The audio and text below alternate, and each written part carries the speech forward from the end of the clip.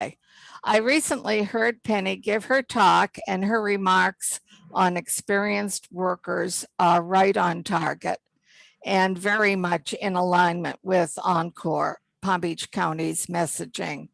So I asked her to share with us today, and I appreciate her remarks. Let me tell you a little bit about Penny. She is the founder and managing director of Remarkable HR Inc. She is also an award-winning human resource consultant, an excellent speaker, if I could say so myself, based on hearing her, and a source of timely, practical employment-related advice for businesses on entrepreneur.com. She's been in business for 30 years. She has been an executive in businesses ranging from high technology startups to billion-dollar manufacturing operations, and has founded 4 successful human resource consulting practices, one in Boston, one in Detroit, and 2 in South Florida. She has also headed a nationwide human capital advisory and recruiting practice for CBiz, a large publicly traded business consulting company where she was named Business Leader of the Year in 2006. So Remarkable HR focuses on finding the best talent for its clients and helps email businesses, small businesses, to properly hire, manage, and keep great employees. And that's going to be a big challenge in the days ahead, right, Penny? Right.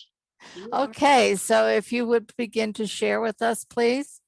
We see your screen. Oh, wow. Yay. Okay, guys. Sorry. Thank this is great. you. Okay. So I'm going to probably move quickly through some of it. I want to, the last part of it's the most important, I think. So I'm going to move quickly because we've had a little problem. To start out with, and I know we're all seeing this everywhere we're reading the business news, is that there is a problem, a major challenge in getting talent. And there are lots of different reasons. I spoke previously in previous years about what was going to come because of the fact that the baby boomer generation was so much larger and many people were beginning to retire early. And as that progressed, we would see the generation in between, the sandwich generation, as much smaller. It's just finite. It's a smaller generation. And then the millennials coming up behind them have a very different work ethic. So we're having major challenges for businesses. They're having, you can see with this chart over here, which came from Manpower, the huge talent shortage that we're experiencing. And we're all reading about it. We're reading about some of it. The theory is because people were collecting unemployment and the pandemic made it okay not to pay rent or mortgages for a while, that people weren't looking for jobs. And I'm not sure that's true. On the other hand, there were kids staying home from school, and there were parents that had to be there when they had not had to be there before. And then when they were able to go back to work, the kids were still at home. So there are all kinds of reasons why there's a talent shortage, but let's talk about what we might do about it. The solution from my perspective is let's take another look at those baby boomers that a few years ago, everyone was so eager to kind of nudge out of the workplace because they're still around and they have value to offer. Here are just a few of the baby boomers out there. And according to AARP, 10,000 US citizens turn 65 every day. And here are just a few famous ones to take a look at. And obviously these are vital people that contribute not only to our economy, but to our intellectual bank in the world. So let's look at the current workforce. And again, I'm going to go through these quickly, but anyone who would like a copy is welcome, either from me or from Rosemary or Christine. You're welcome to have a copy. Some of these slides may prove useful to you. Because we have the baby boomers, We have that unhappy generation called Generation X, the sandwich generation caught between the huge population of baby boomers. They're only 28% now, but just a few years ago when I did a presentation on a subject similar about the managing the multiple generations, they were 42%. And that was like 2 or 3 years ago. So we're seeing a mass exodus from the workplace for baby boomers. Generation X is just caught between the two generations. It's finite, and a lot of them are not all that happy. They're stalled in their careers, they feel, and wherever they are, they feel that's as far as they're going to go in many instances. And I love this book. Sorry, millennials, we're not dead yet. We're still out there, and we are still capable of adding a whole lot of value. You will see some of the characteristics and traits of the baby boomers. And one of the things I always like to point out is the service orientation of the baby boomer generation.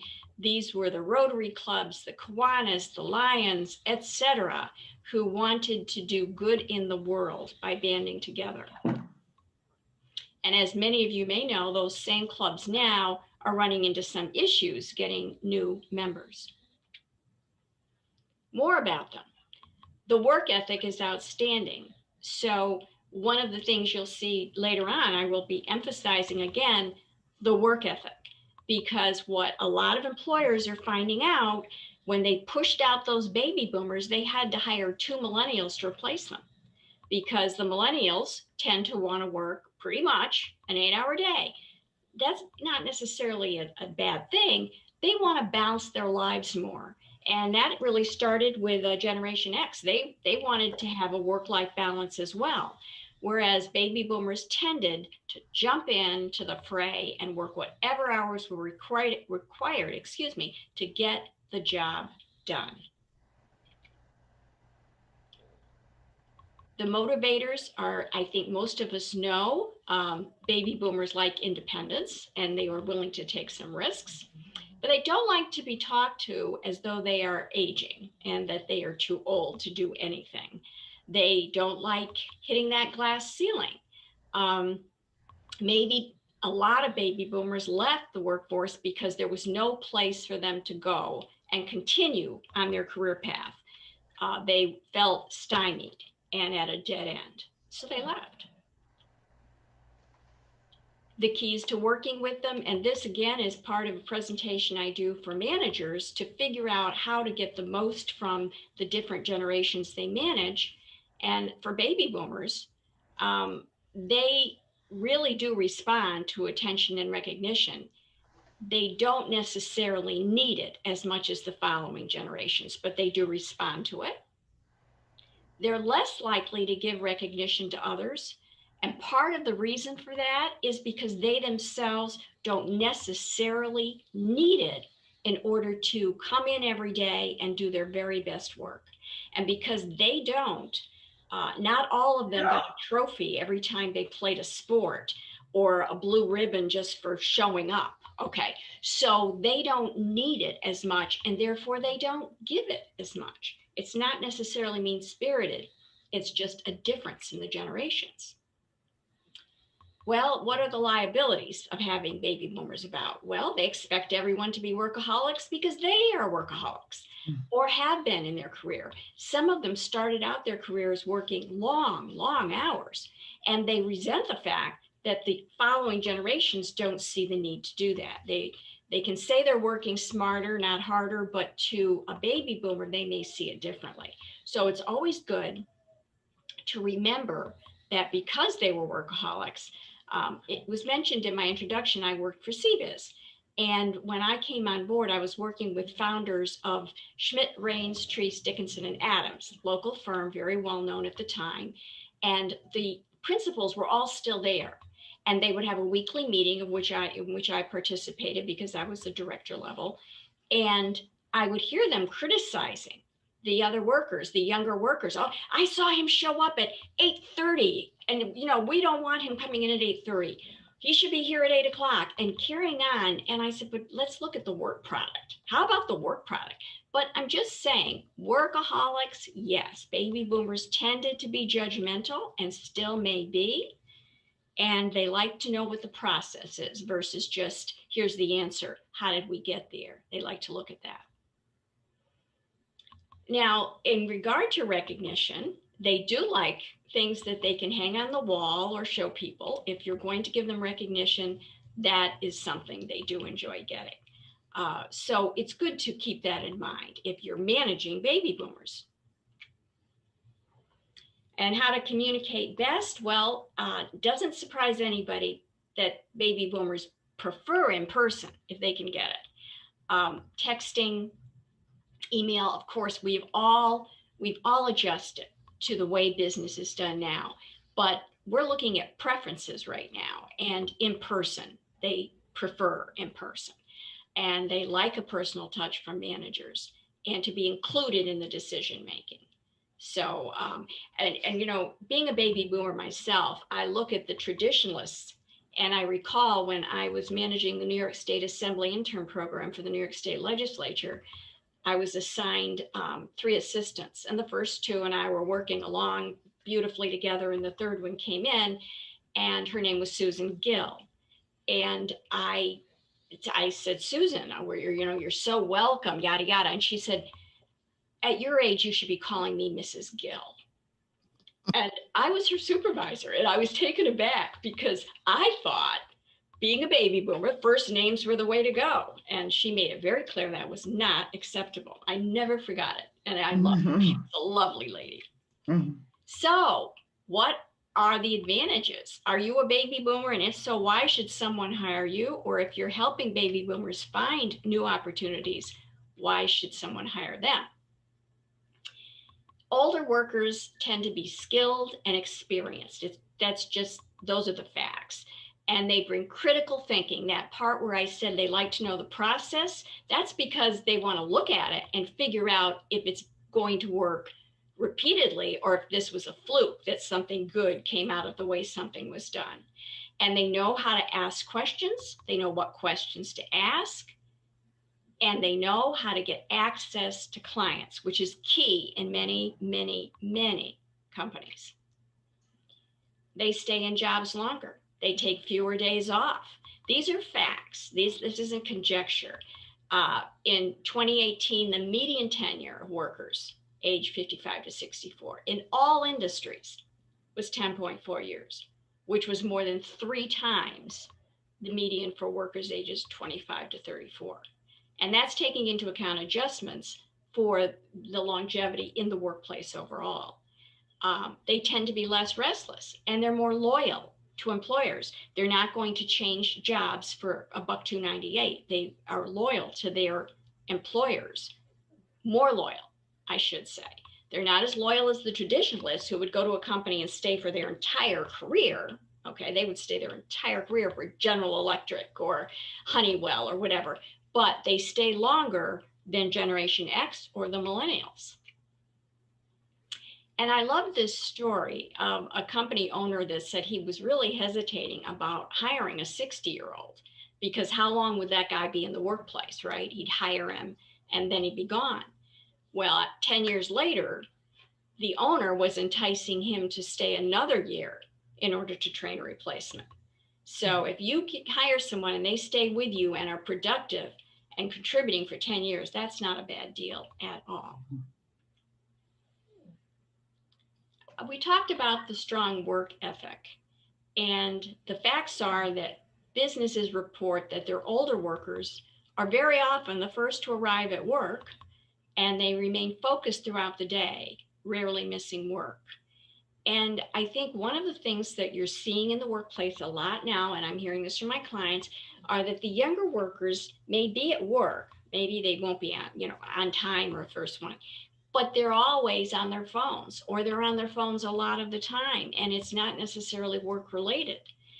They're looking at social media, they're doing some shopping, they're looking at sports scores. They are not as focused as older workers tend to be. They just aren't. And I've had to work with clients that had to let people go because no matter what their policies are, I always get a kick out of clients calling me and say, we need a policy. And I say, yes, look in your handbook. It's there. The policy's there. You have to enforce it. And it's very difficult with millennials to keep them off their phone for personal reasons. And experienced workers take the job more seriously.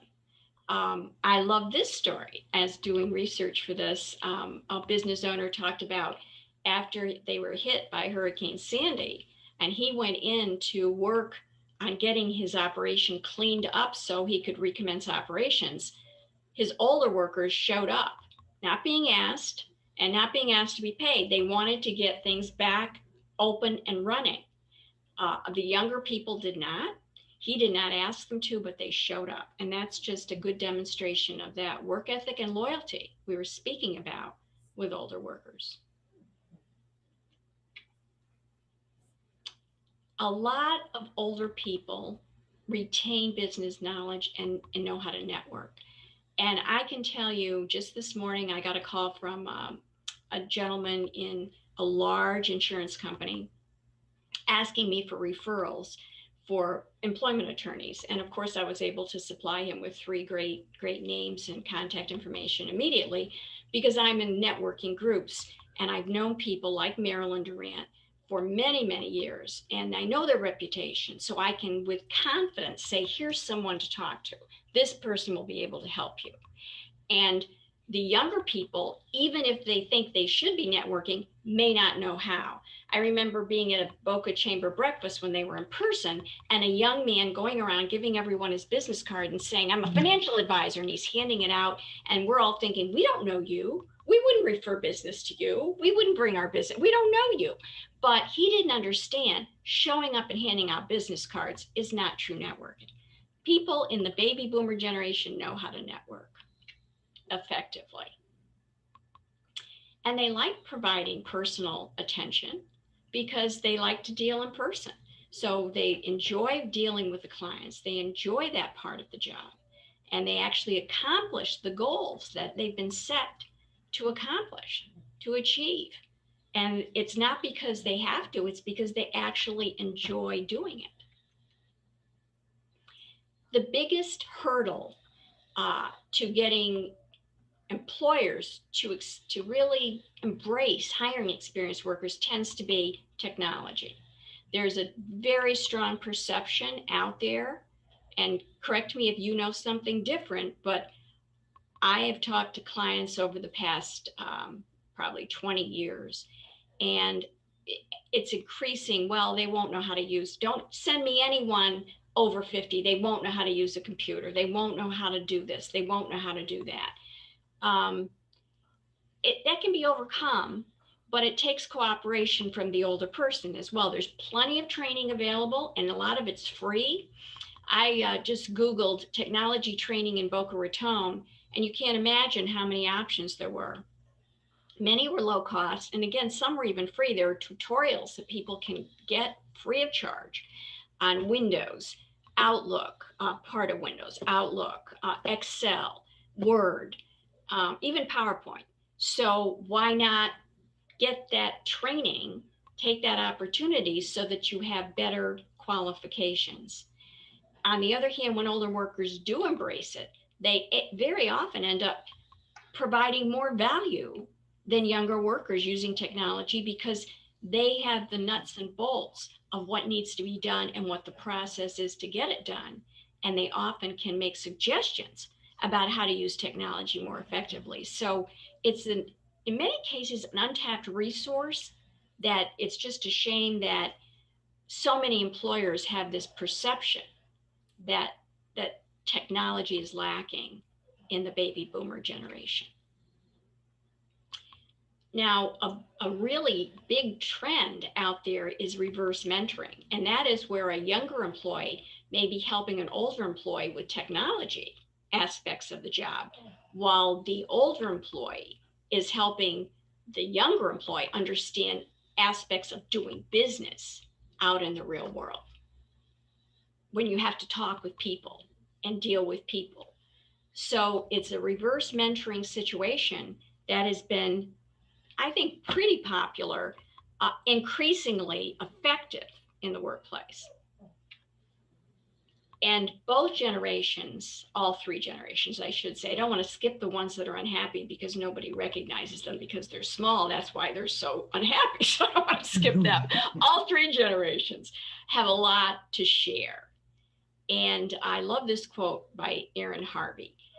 Seasoned employees have a lot more to teach junior employees about business intuition, because business is much more than trends and technology.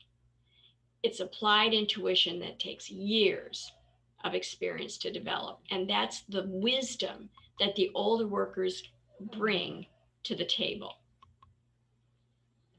And the best teams are multi-generational. You know, a lot of people speak on diversity, and very often it tends to be more focused in regard to race or sex or sexual identification or sexual orientation.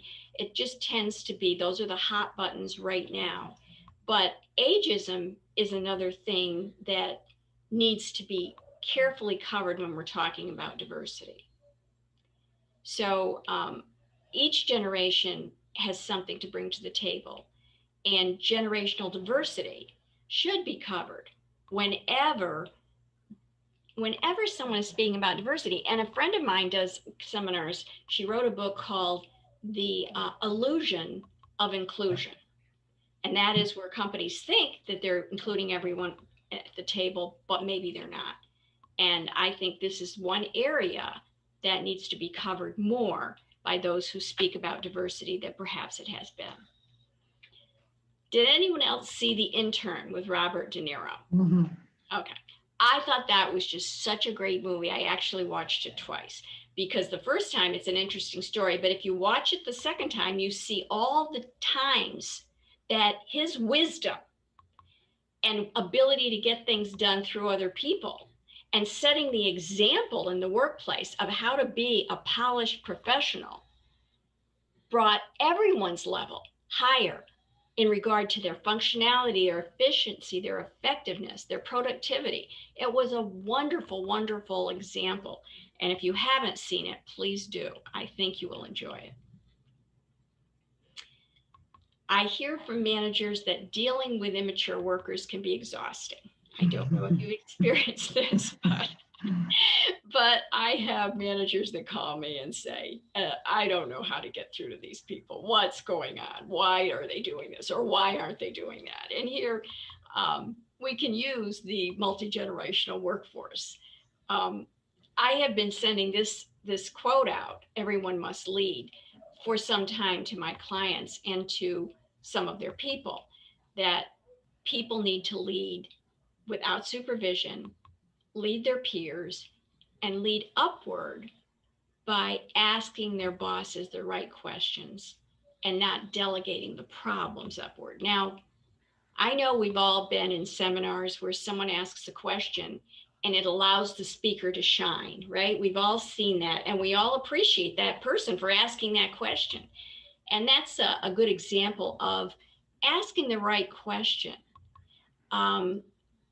Leading without supervision and leading peers, we all understand, but that leading by helping their bosses to do a better job, asking an insightful question at a key point can make the difference between something being done right or something being done in an incomplete or less than stellar manner. So this is a quote I use a lot. And I think baby boomers do more of this leading upward, again, because of their experience and intuition. I like this story about Apple putting their more experienced workers up front in their store so that older people that are not in their teens, walking by will feel pretty comfortable coming in and asking a question, not feel intimidated. There's someone that is, around my age, and obviously this person can help me because they're in the Apple store. They're one of the people that are experts, so I can feel comfortable. I won't feel as though, a young millennial who probably doesn't like to interface with people that much to begin with and may or may not have the skills of diplomacy, will talk to me and help me. So a lot of people like to deal with experienced individuals, and they prefer that. And I can tell a personal example of being referred to a financial planner. I went and met with the person, and I swear to you, she was straight out of college. And I wondered, no matter how much, maybe she's got the training, she has the license, but are we going to trust her with our retirement funds? Do we have faith that she really will know? And I will speak for myself and say, no. I looked for someone who I felt had done enough of this to have some pretty good experience under his belt to help me.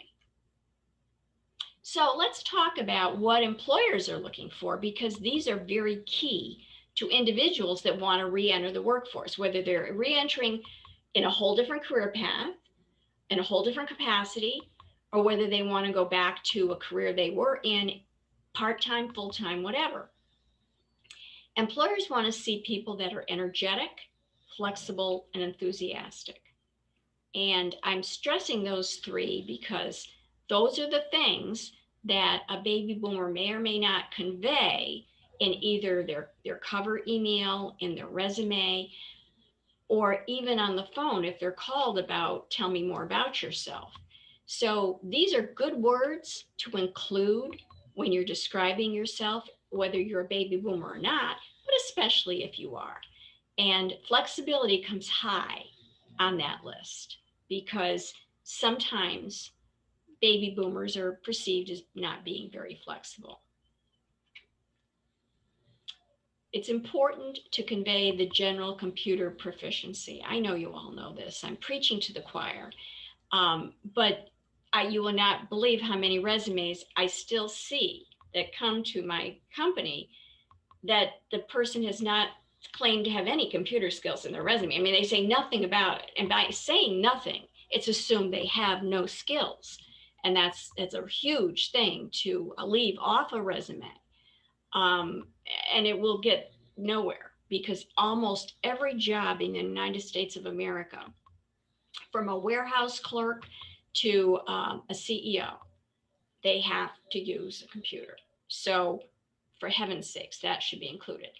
If you have a track record of reliability, tout it.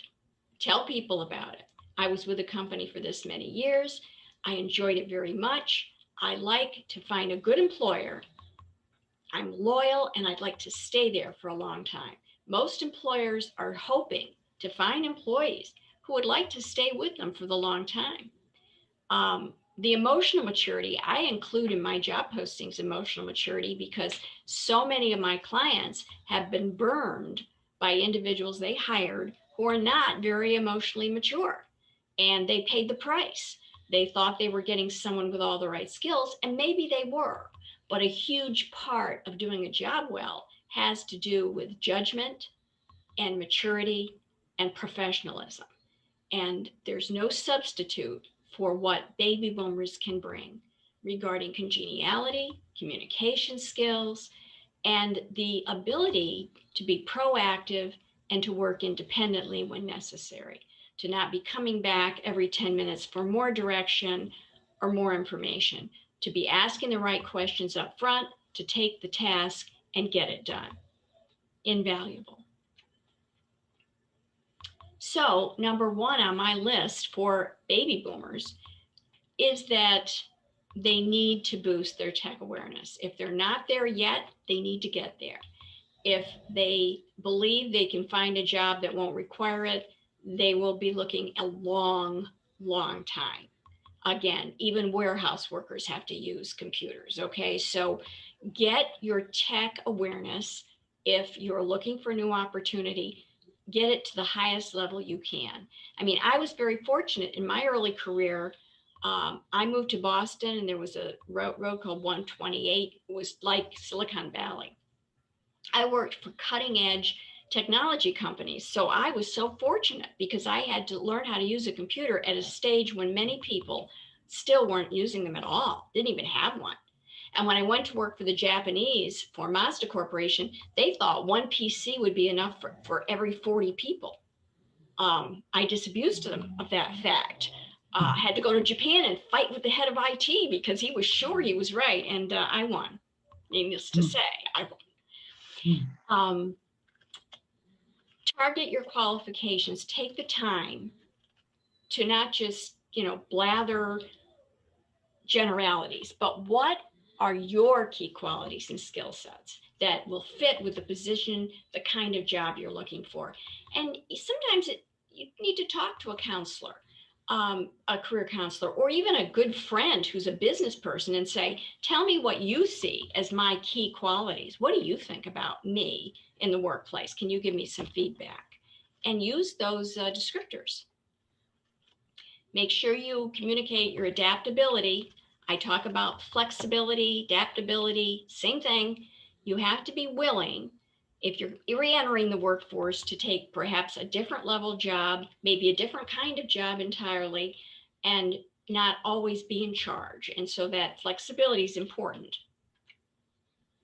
You're going to be dealing with lots of different generations. It's no longer just baby boomers in positions of power. Younger generation has taken over many slots, and they're going to be giving orders, and they may need your help to understand how to get things done. And that's okay if they ask you for your help or if they're willing to take it. But regardless, you're going to have to be dealing with the younger generation in positions of power. I always tell people, wow the interviewer. Have your facts and talking points prepared ahead of time. Don't just show up. You wouldn't just show up for any important conversation, a sales presentation or whatever. So don't just show up for an interview. Research, go through the questions. I send out questions, and I'm sure Marilyn has done this many times too. When someone is going to interview, I probably 100 different questions that are very frequently asked during interviews.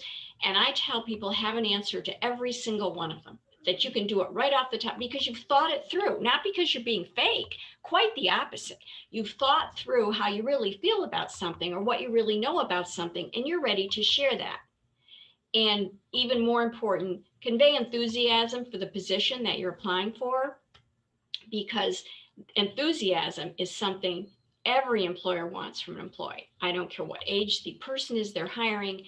The fact that someone is enthusiastic about the kind of company it is, the products or the services, is very important. So now that we know that the solution to the talent crunch is experienced workers, let's have less discrimination and more intergenerational, multi-generational workforces. Thank you.